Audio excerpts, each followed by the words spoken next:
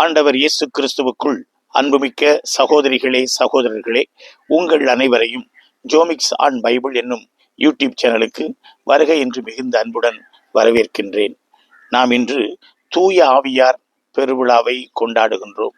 தூய ஆவியார் பெருவிழாவுக்குரிய வாசகங்களின் சிந்தனைகளை நாம் இப்பொழுது பார்க்கலாம். இந்த பெருவிழாவின் முதல் வாசகம் திருத்தூதர் பணிகள் 2ஆம் அதிகாரம் 1 முதல் 11 முடிய. 2ஆம் வாசகம் ரோமையருக்கு எழுதிய திருமுகம் 8ஆம் அதிகாரம் 8 முதல் 17 முடிய. நற்செய்தி யோவான் எழுதிய நற்செய்தி அதிகாரம் 14 வசனங்கள் 15 முதல் 16, மேலும் 23 முதல் 26 முடிய. அன்புமிக்கவர்களே, நம் ஆண்டவர் இயேசு தன்னுடைய மீட்பு பணியை வெற்றிகரமாக நிறைவு செய்து அவர் விண்ணகம் சென்று விட்டார். தாம் வாக்களித்த தூய ஆவியை எதிர்பார்த்து காத்திருங்கள் என்று அவர் சொன்னார். அந்த தூய ஆவியானவர் இறங்கி வந்த விழாவை நாம் பெருவிழாவாக கொண்டாடுகிறோம். இது பெந்தக்கோஸ்து பெருவிழா என்று அழைக்கப்படுகிறது. யூதர்கள் அடிப்படையில் 3 பெருவிழாக்களை கொண்டாடினார்கள். 1 பாஸ்கா பெருவிழா, 2 பெந்தக்கோஸ்து பெருவிழா, 3 கூடார திருவிழா. பெந்தக்கோஸ்து என்பதற்கு 50 என்பது பொருள். 50வது நாள், பாஸ்கா விழாவுக்கு பிறகு 50வது நாள் என்பதே இதனுடைய பொருளாகும். அவர்கள் செங்கடலை கடந்த 50வது நாள் என்று இந்த விழாவை அவர்கள் கொண்டாடினார்கள். ஏனென்றால் சீனாய் மலையில் ஆண்டவர் இறங்கி வந்து அவர்களுக்கு கட்டளைகளை தந்து உடன்படிக்கையை அவர்களுக்கு வழங்கி செய்ததை நினைவு கூறுகிற ஒரு விழாவாகவும் இந்த பெந்தக்கோஸ்தே விழாவை யூதர்கள் கொண்டாடினார்கள். ஆகவே இந்த நாளானது ஒரு சிறப்பான நாள். அடிப்படையில் பெந்தக்கோஸ்தே பெருவிழா என்பது அறுவடை திருவிழா, முதற்கனிகளின் திருவிழா என்று அழைக்கப்படுகிறது. விடுதலை பயணம் 23:16, எண்ணிக்கை 28-26 இந்த குறிப்புகளை நாம் பார்க்கிறோம். இறைவன் தந்த பெரும் அறுவடைக்காக அவருக்கு நன்றி சொல்லுகிற விழாவாக இந்த விழா பார்க்கப்படுகிறது. இந்த நாளிலே யூதர்கள் தங்கள் வயலில் விளைந்த புது கனிகளை, புது தானியங்களை ஆண்டவருக்கு கொண்டு வந்து அதை அவர்கள் காணிக்கையாக ஒப்பு கொடுப்பார்கள். லேவியர் 23:15 முதல் 17 முடிய உள்ள வசனங்களிலே இந்த உண்மையினை பார்க்கிறோம். ஆகவே இந்த நன்றி திருவிழாவில் இறைவன் நாம் பெருநன்றி செலுத்தும் பொருட்டு அவர் மாபெரும் கொடையாகிய தூய ஆவியானவரை தந்தார். அடிப்படையில் இது தூய ஆவியானவருடைய பிறப்பு விழா அல்ல, இது திரு அவையினுடைய பிறப்பு விழா. தூய ஆவியானவர் இறங்கி வந்து திரு அவைக்கு பணிகளை தந்த விழா என்கிற கண்ணோட்டத்திலே நாம் இந்த விழாவினை நாம் கொண்டாடுகின்றோம். இந்த இடத்திலே ஒரு சில அடிப்படை கருத்துக்களை நான் உங்களோடு பகிர்ந்து கொள்ள விரும்புகிறேன். 4ஆம் நூற்றாண்டை சார்ந்த புனித எரோனிமுஸ் அவர் சொல்லுகிறார், ஐயோ, இந்த தூய ஆவியானவர் எனக்கு தலைவலியாய் இருக்கிறார், இவரை குறித்து நான் என்ன செய்ய என்று சொல்லுகிறார்.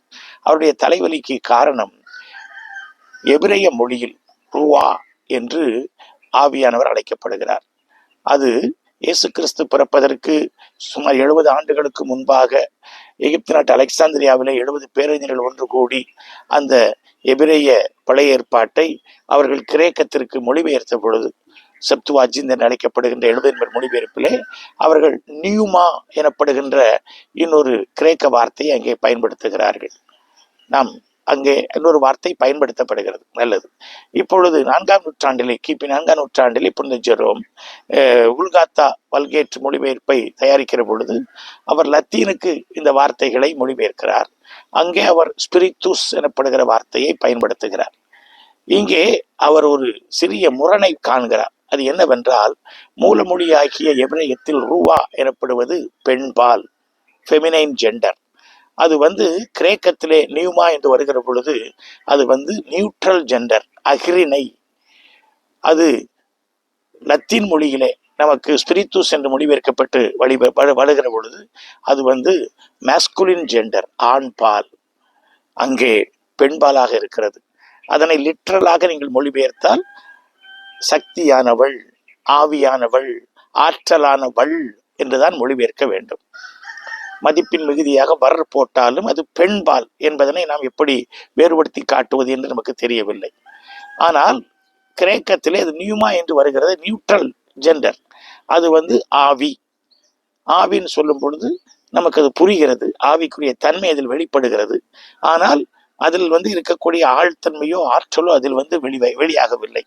ஏதோ இட்லி கொப்புற ஆவி, நீராவி என்பதை போல ஒரு நினைப்பு நமக்கு விடுகிறது. அந்த ஆவி அல்ல, இது கடவுளின் தூய ஆவி. ஆகவே ஸ்பிரித்துஸ் எனப்படுகிற வார்த்தை அது மேஸ்குலின். அங்கு ஆணாதிக்க அந்த மேலாண்மை விடுகிறது. ஆவியானவர் என்கிற அந்த வார்த்தை அழுத்தம் பெற்று விடுகிறது. ஆகவே நாம் இதில் கொஞ்சம் கவனமாக இருத்தல் வேண்டும். எனக்கு தலைவலி, ஆவியானவரை சரியாக நான் சொல்ல முடியவில்லை என்று அவர் வருத்தப்படுகிறார். இது ஒரு குறை. இன்னொரு குறை என்னவென்றால், மொழியில் வரக்கூடிய குறை இன்னொன்று, தந்தை கடவுள் என்று நாம் சொல்லுகிற பொழுது, தந்தை கடவுள் நமக்கு ஒரு ஒரு மனித தோற்றத்திலே வயதான ஒரு தாத்தாவாக, ஒரு பெருந்தாத்தாவாக நாம் அவரை பார்க்கிறோம். நிறைத்த முடி, நீண்ட உடல், நீண்ட கைகள், ஆற்றல் மிக்கவராக அப்படியே உட்கார்ந்திருப்பதாக தந்தை உருவகித்து விடுகிறோம். இரண்டாவதாக மகன் இயேசு, அவர் உடல் எடுத்தவர், குழந்தையிலிருந்து விண்ணகம் சென்றது வரைக்கும் நாம் அவரை குறித்து பல மனித படங்களை, வரைபடங்களை கொண்டிருக்கிறோம். ஆவியானவர், அவருக்கு மனித உருவம் நாம் கொடுப்பதில்லை. ஆகவே ஆவியானவரை பல அடையாளங்களில் நாம் வேறுபடுத்தி காண்பிக்கிறோம். ஆவியானவர் என்று சொல்லுகிற பொழுது எண்ணெய், நெருப்பு, நீர், நங்கூரம், காற்று, இவை எதுவும் உங்களுக்கு மனித பொருட்கள் அல்ல, மனித உடலின் கூறுகள் அல்ல. இவை அகிரிணை பொருட்கள். ஆகவே ஆவியானவர் மிகச் சரியாக நமக்கு நிலைநிறுத்தப்படவில்லை. அவர் புறா வடிவிலே இறங்கி வருகிறார். ஆகவே புறாவும் அவையினுடைய ஒரு அடையாளம். இப்படியாக நாம் பார்க்கிற பொழுது ஆவியானுடைய அந்த வரைபடம், அடையாளம் மனதில் நிற்கவில்லை. தொடக்க கால திருச்சபையிலிருந்தே நமக்கு நிறைய வரைபடங்கள், சுருவங்கள் அல்லது வர்ணனைகள் இவை எல்லாம் இருக்கின்றன. ஆவியானவரை அவர்களால் மனதில் நிலைநிறுத்திவிட முடியவில்லை. ஆவியானவரை குறித்த பாடல்களும் குறைவாகவே இருந்திருக்கின்றன. ஆகவே ஆவியானவர் குறித்து போதுமான விழிப்புணர்வு திருச்சபையுடைய வரலாற்றிலே இல்லாமல் போய்விட்டதோ என்று புனித ஜெரோம் வருத்தப்படுகிறார். நம் காலத்தின் கோலத்திலே அதையும் பார்க்கின்றோம். ஆகவேதான் 1950களுக்கு பிறகு ஏற்பட்ட ஒரு மறுமலர்ச்சியில் தான் ஆவியானவர் மீண்டும் கண்டுபிடிக்கப்படுகிறார். 2ஆம் வத்திக்கான் சங்கம் அதை தொடங்குகிற பொழுது திருத்தந்தை 23ஆம் யோவான் அழகாக சொல்லுவார், நான் கதவுகளை, ஜன்னல்களை திறந்து விடுகிறேன், காற்று உள்ளே வரட்டும், காற்று உள்ளே வீசட்டும், ஆவியானவர் திருச்சபையை புதுப்பிக்கட்டும் என்று அவர் சொல்லுகிறார். ஆகவே ஆவியானவர் திருச்சபையுடைய வரலாற்றிலே அவர் எப்பொழுதும் இருந்திருக்கிறார், இயங்கி இருக்கிறார். இருந்தாலும் அவரை குறித்த ஒரு அதிக விழிப்புணர்வு இப்பொழுதுதான் இருக்கிறது. நாங்கள் குறுமடத்தில் படிக்கிற பொழுது எங்களுக்கு ஆவியியல், நியூமட்டாலஜி அப்படிங்கிற பாடம் கிடையாது. கிறிஸ்தியலோடு சேர்ந்து கொஞ்சம் சொல்லிக் கொடுப்பாங்க. ஆனால் இப்பொழுதெல்லாம் ஒரு கிரெடிட் பாடமாக நியூமட்டாலஜி, அதாவது ஆவியியல் அங்கே கற்றுக் கொடுக்கப்படுவதனை நாம் பார்க்கிறோம். அதை நாம் அன்போடு வரவேற்கிறோம். ஆகவே இப்படிப்பட்ட இந்த பின்னணியில் நாம் ஆவியானவரை குறித்த ஒரு விளக்கத்தை சரியாக புரிந்து கொள்ளுதல் வேண்டும். நான் குருமானவராய் புனித பவுல் குருமடத்திலே படித்துக் கொண்டிருந்த காலத்திலே, மிக தொடக்கம் 1975 ஃபர்ஸ்ட் இயர் பிலாசபி நான் படிக்கிறேன். அருள் தந்தை மிக்கேல் அமலதாஸ் அவர்கள் என்னையும் சில நண்பர்களையும் அழைத்து கொண்டு படம் எடுப்பதற்காக, பாடல் பாடுவதற்காக அவர்கள் ஒரு கோவிலுக்கு கூட்டிக் கொண்டு போனார்கள். அந்த கோவில் அபிஷேகம், கோவில் கும்பாபிஷேகம் என்று அவர்கள் போட்டிருந்தார்கள். எங்கே என்றால் குளித்துறை சிவகங்கை மன்னிக்கவும் திருச்சி மறை மாவட்டத்திலே குளித்தலை எனப்படுகின்ற ஒரு இடம், அது ஆற்றங்கரை ஓரம். அங்கே பீட் கிரிஃபஸ் எனப்படுகின்ற ஒரு ஆசீர்வாத சபையை சார்ந்தவர் ஒரு ஆசிரமத்தை நிறுவியிருந்தார். அந்த ஆசிரமத்திலே ஒரு சிற்றாலயம் கட்டப்பட்டிருந்தது. சிற்றாலயத்தினுடைய அபிஷேக விழா, அருள் பொழிவு விழா. அவர் ஆலயத்தினுடைய கும்பாபிஷேகம் என்று போட்டிருந்தார். அதற்கு ஆயர் தாமஸ் பெர்னாண்டோ வந்திருக்க வேண்டும். ஆனால் ஏற்பட்ட எதிர்ப்பினால் அவர் வரவில்லை. அருட்தந்தை ஒய்யிறுதிராஜ் அவர்களை அனுப்பி வைத்திருந்தார்கள். ஒய்யிறுதிராஜ் அவர்கள் மிகச் சிறப்பாக அந்த வழிபாட்டை நடத்தினார்கள். எனக்கு இன்னும் மனதில் பதிந்திருக்கிற ஒரு சிறப்பான வழிபாடு. ஏனென்றால் ஆவியானவர் வழிந்தோட வேண்டும் என்பதை மனதில் வைத்து தந்தை பீட் கிரிஃபஸ் அவர்கள் அந்த கோவிலிலே ஒரு விமானம், நம்ம எல்லாம் கோபுரம் வச்சிருக்கிறோம், அவர்கள் இந்திய சமய பின்னணியிலே மத்தியில் ஒரு விமானத்தை, மண்டபத்தை அவர்கள் வைத்திருந்தார்கள். அதற்கு இங்கிருந்து சாரம் போட்டு மேலே சென்று அந்த விமானத்தை அவர்கள் அருள் பொழிவு செய்ய வேண்டும். அங்கிருந்து தண்ணீரை, திராட்சை தண்ணீரை, அது தூய நீரை அவர்கள் தெளிக்க வேண்டும், தீர்த்தத்தை தெளிக்க வேண்டும் என்பதாக ஏற்பாடு தந்தை உயர்திர சிறப்பாக செய்தார். அதிலே ஒரு 8mm கேமரா வைத்துக்கொண்டு தந்தை அமரதாஸ் படம் பிடித்துக் கொண்டிருந்தார். நான் ஒரு கேமரா பாயாக, லைட் பாயாக விளக்கை தூக்கி பிடித்துக் கொண்டிருந்தேன். நான் ஒரு இந்து பின்னணியிலிருந்து வருகிறேன். எனக்கு நிறைய கிறிஸ்தவ மறைக்கல்வி தெரியாது. ஆனாலும் அப்பொழுது கற்றுக்கொள்கிற ஒரு ஆர்வத்திலே இருந்தேன். அப்பொழுது நாங்கள் அந்த விமானத்தை சுற்றி படம் பிடித்துக் கொண்டிருந்தோம். அதிலே ஒரு சுரூபம் தந்தை கடவுள் பார்த்த உடனே தெரிகிறது. பிதாவாகிய சர்வேஸ்வரன் அப்படின்னு நான் சொன்னேன். தூக்கிப்படுறா அப்படின்னு அவர் சொல்லுகிறார். அடுத்து ஆண்டவராகிய இயேசு கிறிஸ்து கம்பீரமாய் சிலுவையில் வைத்துக் கொண்டு அவர் நிற்கிறார். அவர் வெற்றி வீரராக வானங்கள் மீது 2ஆம் வருகை வருவது போல் அந்த படம் அந்த சுருவம் அமைக்கப்பட்டிருந்தது. எனக்கு அது பிடித்திருந்தது. 3வது ஒரு சுருவத்தை உற்று கவனித்தேன். அது எனக்கு அன்னை மரியா போல் தெரியவில்லை, ஒரு பெண் சுரூபம். ஆகவே இது என்ன என்று சொல்லி அமரதாசிரியை கேட்டேன். அவர் உனக்கு இப்போலாம் புரியாதுடா, காலம் கழிச்சு பின்னால்தான் புரியும் என்று அவர் சொன்னார். அடா என்னன்னு சொல்லுங்க, இது மாதா மாதிரி தெரியல, இது பார்த்தா எங்களுக்கு நம்ம குளந்தரசம்மா மாதிரியோ வேற பெண் புனிதர்கள் மாதிரியோ எனக்கு தெரியல, அண்ணம்மா மாதிரியும் தெரியல, இது யாரு அப்படின்னு சொல்லி நான் அவற்றை கேட்கிறேன். அவர் உனக்கு புரியாதுடா சொல்றா, லைட்டை மட்டும் ஒழுங்கா பிடி அப்படிங்கிறார். நான் விடவே இல்லை, எனக்கு நீங்க சொல்லுங்க அப்படின்னு நான் சொன்னேன். அவர் சொன்னார், இது தூய ஆவி, பரிசுத்த ஆவின்னு சொன்னார். எனக்கு டபார்னு ஆச்சரியமாய் போச்சு. கீழே போட்டு அந்த லைட்டை உடைச்சு விட்டேன். எனக்கு நான் நினைவில் இன்னும் இருக்கிறது. ஆக உடைத்து விட்டேன். என்ன இது தூய ஆவியா, தூய ஆவி பெண்ணா அப்படின்னு சொல்லி நான் கேட்டேன். எங்கேயும் நான் பார்த்தது இல்லையே என்று சொன்னேன். உனக்கு இப்ப புரியாதுன்னு சொல்றேன்ல, பின்னால் அது புரியும் என்று சொன்னார். குறுமடத்தில் படித்த பொழுது கூட எனக்கு அது புரிந்ததில்லை. ஆனால் 2000 யூபிலி ஆண்டுக்கு நாம் ஒரு ஆண்டை தூய ஆவி ஆண்டு என்று தயாரிப்பாக கொண்டாடினோம். அப்பொழுது மாநில செயலராக இருந்த நான் அந்த தயாரிப்பிலே ஈடுபட்ட காரணத்தினால் நான் நிறைய உரைகள் ஆற்றவும் நிறைய உரைகள் கேட்கவும் எனக்கு வாய்ப்பு கிடைத்தது. அப்பொழுதுதான் இந்த ஆவியானவரை குறித்து நிறைய செய்திகளை நான் தெரிந்து கொண்டேன். என்னுடைய இனிய பேராசிரியர் தந்தை பவுல் லியோன் அவர்கள் எங்களுக்கு ஆற்றிய ஒரு அறிமுக உரை, ஒரு கீனோட் அட்ரஸ். அதுல தூய ஆவியானவரை பற்றி அழகாக அவர் எங்களுக்கு சொன்னார். பிறகு எழுதி தந்தார். பிறகு சகோதரி தெரசா அவர்கள் தூய ஆவியானவரை பற்றி வத்திக்கான் வெளியிட்டிருந்த ஒரு நூலை அவர்கள் தமிழில் மொழிபெயர்த்து தந்திருந்தார்கள். அந்த நூல்களை எல்லாம் நாங்கள் அந்த காலகட்டத்திலே வெளியிட்டிருக்கிறோம். ஆகவே தூய ஆவியானவரை பற்றி நல்ல தரமான நூல்கள் தமிழில் இருக்கின்றன. நீங்கள் அவற்றை படித்து பார்க்க வேண்டும். ஆனால் அடிப்படையில் என்ன தெரியுமா, தூய ஆவியானவரை குறித்து நிறைய தரவுகளை பெறுவது அல்ல, தூய ஆவியானவரை அனுபவிக்க வேண்டும். ஜெர்மனியில் 4ஆம் வகுப்பு மாணவர்களுக்கு மறைக்கல்வி கற்றுக் கொடுத்து கொண்டிருந்தேன். அப்பொழுது ஒரு குழந்தை அங்கே என்னை பார்த்து கேட்டது, உங்க நாட்டில் உங்களுக்கு பிடித்தமான தின்பண்டம் எது என்று சொல்லி. நான் அந்த குழந்தையிடத்துல என்ன தின்பண்டம் என்று யோசித்தேன். திருநெல்வேலிக்காரன் அல்வான்னு சொல்லியிருக்கணும், அதை சொல்லலை. நான் திடீரென்று கரும்பு என்று அந்த பிள்ளையிடத்திலே சொல்லிவிட்டேன். அந்த குழந்தை கரும்பு எப்படி இருக்கும் என்று கேட்டது. நான் கரும்பு 6 அடி உயர்ந்த ஒரு புல், அது தலையிலே தோகை இருக்கும், வெளியே பழுப்பு நிறத்தில் இருக்கும், கணுக்கணுவாக இருக்கும், அதற்கு உள்ளே பல்பு இருக்கும், அது நல்ல சக்கை, அது நல்ல இனிப்பாக இருக்கும், எடுத்து வைத்தால் தித்திக்கும் அப்படின்னு சொன்னேன். அந்த பிள்ளைக்கு இந்த படத்தை எல்லாம் வரைந்து காண்பித்து இப்படித்தான் கரும்பு இருக்கும் என்று நான் விளக்கி கொண்டிருந்தேன். என்று அது திரும்பி போய்விட்டது. எனக்கு அப்பொழுதுதான் உரைத்தது, இந்த பிள்ளைக்கு கரும்பை வச்சு பாடம் நடத்தினா என்ன மண்டையில ஏறணும்? ஒரு கரும்பு துண்டை வெட்டி வாயில் அப்படியே ஊட்டி விட்டோம்னா அப்படி கடிச்சுக்கிட்டு கோல வடிய கரும்பு இனிக்கும் என்று சொல்லும். ஆவியானவரை குறித்து இன்றைக்கு நாம் நிறைய பேசுகிறோம், அது அவ்வளவு அழகல்ல. ஆவியானவரை அனுபவிக்க வேண்டும், ஆவியானவரை ருசிக்க வேண்டும், ஆவியானவரோடு நாம் இணைந்து நாம் செயல்பட வேண்டும். அப்பொழுதுதான் ஆவியானவரை நாம் கண்டுபிடிக்க முடியும். அதைத்தான் இன்றைய வாசகங்கள் நமக்கு கோடிட்டு காட்டுகின்றன என்று நான் நினைக்கின்றேன். இன்றைய முதல் வாசகம் ஒரு சிறப்பான வாசகம், அது எல்லா காலத்திற்குமான வாசகமாக அமைகிறது. ஆவியானவர் இறங்கி வந்த பொழுது என்று அது தொடங்குகிறது. யூதர்களுடைய இந்த 50வது விழாவை அது குறிப்பிடுகிற ஒரு விழாவாக, ஒரு நிகழ்ச்சியாக அது நமக்கு வர்ணிக்கப்படுகிறது. திருத்தூதர் பணிகள் 2ஆம் அதிகாரம். எல்லாரும் ஒரே இடத்தில் கூடியிருந்தார்கள். இங்கே நாம் ஒற்றுமை அப்படிங்கிற ஒரு கருத்து வலியுறுத்தப்படுகிறது. பவுலுடைய எழுத்துக்களில் அது மிகவும் வலியுறுத்தப்படும். இயேசுடைய இதய துடிப்பும் அதுதான், ஆவியானுடைய செயல்பாடும் அதுதான். வரங்கள் பல வகை, ஆவியானவர் ஒருவர். ஆவியானவர் நம்மை ஒற்றுமைப்படுத்துகிறவர், வேற்றுமைப்படுத்துகிறவர் அல்ல. வரங்கள் பொது நன்மைக்காக. அப்ப அந்த கருத்து அவர்கள் எல்லாரும் ஒன்றாய் இருந்தார்கள் என்கிற அந்த கருத்து மிகவும் சிறப்பான ஒரு கருத்து. திருப்பணிகள் 1ஆம் அதிகாரம் 14ஆம் வசனத்திலும் அவர்கள் ஒற்றுமையாய் இறைவேண்டல் புரிய, மரியாள் தலைமையிலே இறைவேண்டல் புரிய ஆவியானவர் இறங்கி வந்ததனை நாம் இங்கே பார்க்கின்றோம்.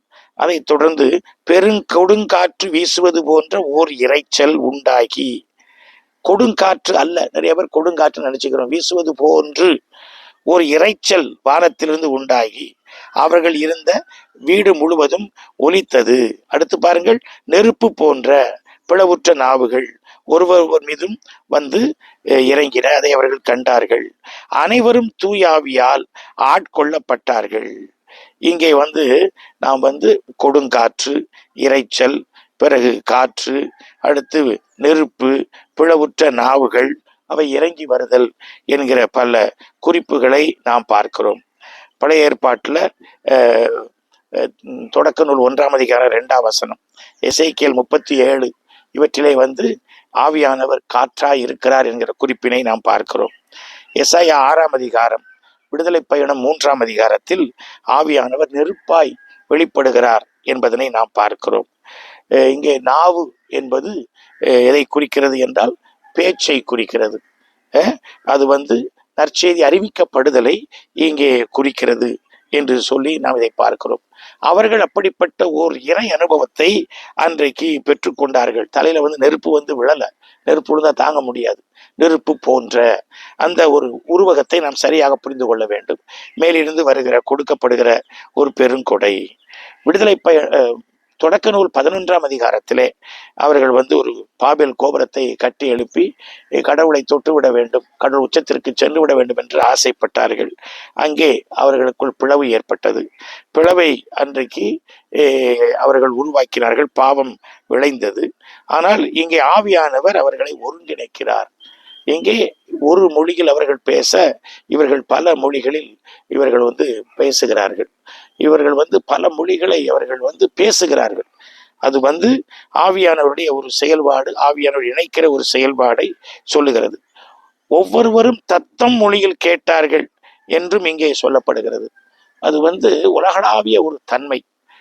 உலகம் பல மொழி, பல கலாச்சாரம், பல பண்பாடு, பல வகையான நம்பிக்கைகள், ஐதீகங்கள் உடையதாக இருக்கிறது. ஆனால் அனைத்தையும் இயக்குகிற ஆவியானவர் ஒற்றுமைப்படுத்துகிறவர். மீண்டும் அந்த கருத்து இங்கே வலியுறுத்தப்படுவதனை நாம் பார்க்கிறோம். இன்றைய பதிலுரை பாடல் 104, அதில் வசனம் 30 மாத்திரம் நாம் எடுத்துக்கொள்ளலாம். ஆண்டவரே, நீர் உம்முடைய ஆவியானவரை அனுப்ப அனைத்தும் படைக்கப்படும், அனைத்தும் புதியதாக்கப்படும், அனைத்தும் புதிதாக உருவாக்கப்படும் என்கிற ஒரு சிந்தனை நமக்கு இங்கே வலியுறுத்தப்படுகிறது. இன்றைய நற்செய்தியை நாம் எடுத்துக்கொள்வோமே என்றால், இன்றைய நற்செய்தியில் ஆவியானவரை குறித்து 2 ஆழமான கருத்துக்களை நாம் உள்ளத்தில் பதிய வைக்கலாம்.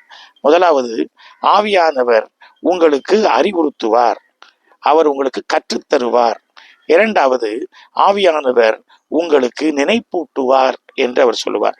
தந்தை பவுலியன் அவர்கள் அழகாக சொல்வார்கள், ஆவியானவர் எங்கே உண்டோ அங்கே விடுதலை உண்டு, ஆவியானவர் எங்கே உண்டோ அங்கே புதியன உண்டு, ஆவியானவர் எங்கே உண்டோ அங்கே நினைப்பூட்டுதல் உண்டு, ஆவியானவர் எங்கே உண்டோ அங்கே கற்றுத்தருதல் உண்டு. நாம் மீட்பின் வரலாற்றில் இதனை பார்க்கலாம். உருவமற்றதும் ஒழுங்கற்றதுமாக உலகு இருந்தது, ஆவியானவர் அசைவாடினார், உலகம் அழகானது. அன்னை மரியாள் மீது அசைவாடினார், உருவமில்லாத அருவமான கடவுளை ஒரு குழந்தையாய் மரியாள் பெற்றாள். புதுமைகள் எல்லாம் பெரும் புதுமை. அது ஆண்டவர் மீது ஆவியானவர் இறங்கினார், அவர் பொது வாழ்க்கை பணிக்கு தன்னை உட்படுத்தி கொண்டார். அதை போல சீடர்கள் மீது அவர் இறங்கினார். இன்றைக்கு புதிய திருவை புதிதாக பிறக்கிறது.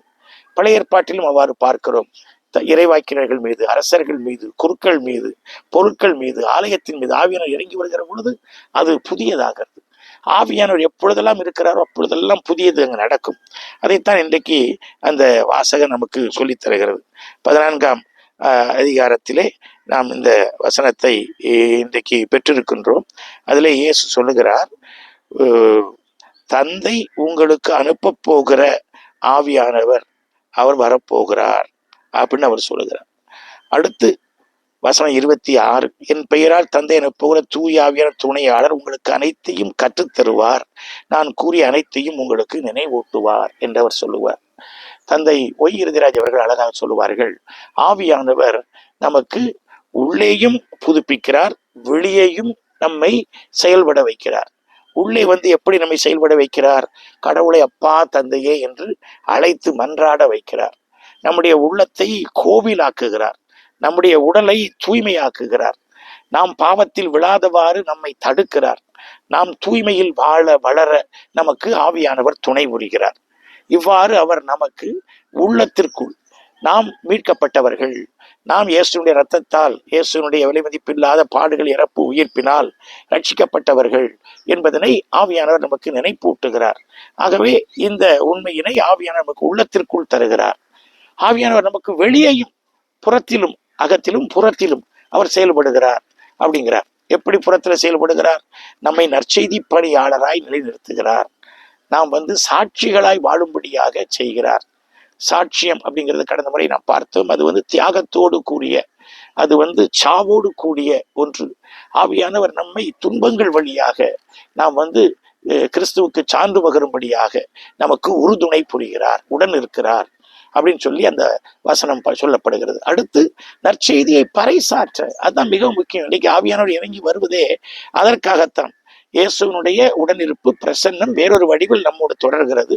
இறையாட்சி பணி தொடர வேண்டும். இயேசு மீண்டும் வானங்கள் மீது வரும் வரை இந்த பணி தொடர வேண்டும். ஆவியானவருடைய யுகமாக இந்த யுகம் இருக்க போகிறது. நாம் ஆவிக்கு பணிந்தவர்களாக, நாம் கற்றுக்கொள்கிறவர்களாக, நினைப்பூட்டப்பட்டவர்களாக, இந்த மீட்பை பறைசாற்றுகிறவர்களாக நாம் இருக்க வேண்டும் என்பதைத்தான் இன்றைய நற்செய்தி வாசகம் நமக்கு அழகுபட சொல்லித் தருகிறது. இன்றைய 2ஆம் வாசகத்திற்குள்ளும் சென்று சில கருத்துக்களை நாம் பார்த்து விடலாம். இன்றைய 2ஆம் வாசகம் நமக்கு தெரிந்தவாறு திருத்துதர் பவுல் ரோமேயருக்கு எழுதிய திருமுகம் 8ஆம் அதிகாரம், தூய ஆவி அருளும் வாழ்வு. அதிலே ஒரு சில வசனங்கள். வசனம் 9, கடவுளின் ஆவி உங்களுக்குள் குடிகொண்டிருந்தால் நீங்கள் ஊனியல்பை கொண்டிராமல் ஆவிக்குரிய இயல்பை கொண்டிருப்பீர்கள். கிறிஸ்துவின் ஆவியை கொண்டிராதோர் அவருக்கு உரியவர் அல்ல. அப்போ ஒருவர் கிறிஸ்துவின் ஆவியை கொண்டிருந்தால் தான் கிறிஸ்தவன். நாம் திருமுழுக்கல, உறுதி பூசல்ல அந்த ஆவியை பெறுகிறோம். நாம் அதை இன்றைக்கு மீண்டும் உணருதல் வேண்டும், அனுபவிக்க வேண்டும்.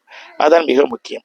வசனம் 11, இறந்த இயேசுவை உயிர்த்தெழுதச் செய்தவரின் ஆவி உங்களுள் குடிகொண்டிருந்தால் கிறிஸ்துவை உயிர்த்தெழச் செய்த அவரே உங்களுள் குடிகொண்டிருக்கும் தம் ஆவியினாலே சாவுக்குரிய உங்கள் உடல்களையும் உயிர் பெறச் செய்வார். அதுதான் விடுதலை. பாவத்திலிருந்து, நம்முடைய தோல்வி மனப்பான்மையிலிருந்து, எதிர்மறை எண்ணங்களிலிருந்து ஆவியானவர் நம்மை விடுதலை பெறச் செய்கிறவர். அந்த ஆவியானவரை அனுபவிக்கிற பொழுது நாம் எல்லா விதமான பலவீனங்களிலிருந்தும் விடுதலை பெற்று நாம் வாழ்வு பெறுகிறோம். அது நமக்கு வரங்கள், கொடைகள், கனிகள் வாயிலாக நமக்கு அனுபவமாய் கிடைக்கிறது என்கிறதை நாம் பார்க்கிறோம். அடுத்து இதுல வசனம் 15 நாம் எடுத்துக்கொள்ளலாம். வசனம் 15 நமக்கு சொல்லுகிற கருத்து என்ன? நாம் கடவுளை அப்பா தந்தையே என அழைக்கிறோம். அந்த நெருக்கத்தை ஆவியானவர் நமக்கு கொடுக்கிறார். அது மிகவும் முக்கியமான ஒன்றாக அமைகிறது. அது நம்மை பணிகளில் மாத்திரம் ஆற்றல் படுத்துகிறவர் அல்ல, நம்மை கடவுளுடைய குடும்பத்தில் நம்மை ஒரு உறுப்பினராக அவர் நம்மை ஒருங்கிணைக்கிறார் என்பதனை நாம் பார்க்கிறோம். மேலும் வசனம் 17 நாம் எடுத்துக்கொள்வோமே என்றால் மிக அழகாக பவுல் சொல்கிறார், நாம் பிள்ளைகளாயின் உரிமை பேறு உடையவர்களாய் இருக்கிறோம். நாம் கடவுளிடமிருந்து உரிமை பேறு பெற்றவர்கள், கிறிஸ்துவின் பங்காளிகள். அழகான ஒரு வார்த்தை. ஆவியானவர் நம்மை கிறிஸ்துவுக்கு பங்காளிகளாக மாற்றுகிறார். நாம் செய்ய வேண்டியது என்ன? அவருடைய துன்பங்களில் பங்கு பெற வேண்டும். அப்பொழுது அவருடைய ஆட்சியில் நாம் பங்கு பெறுவோம் என்று மிக அழகாக இந்த பகுதியானது நமக்கு சொல்லித் தருகிறது. ஆகவே ஆவியானவருடைய பெருவிழாவில் நாம் கற்றுக்கொள்கிற மகத்தான பாடம், ஆவியானவர் நம்மை இணைக்கிறார், ஒருங்கிணைக்கிறார், ஒற்றுமைப்படுத்துகிறார். வேற்றுமையில் நம்மை ஒற்றுமையாய் வாழ நமக்கு உறுதுணை புரிகிறார். மொழிகள், கலாச்சாரங்கள், பண்பாடுகள், பழக்க வழக்கங்கள் இவை அனைத்தையும் கடந்து நம்மை இணைக்கிறவர் ஆவியானவர்.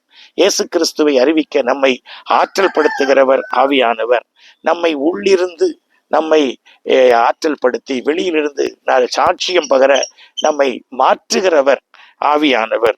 அவர் நமக்குள் தங்கி இருப்பதால் நாம் அந்த கிறிஸ்துவின் பணியை தொடர்கிறோம் என்பதாக இந்த விழா அமைகிறது. தூய ஆவியானவருடைய அனுபவத்தை பெற்றவர்களாக கிறிஸ்துவுக்கு உள்ளிலும் வெளியிலும் சான்று பகர்வர்களாக நாம் வாழ்வோம். ஆமென்.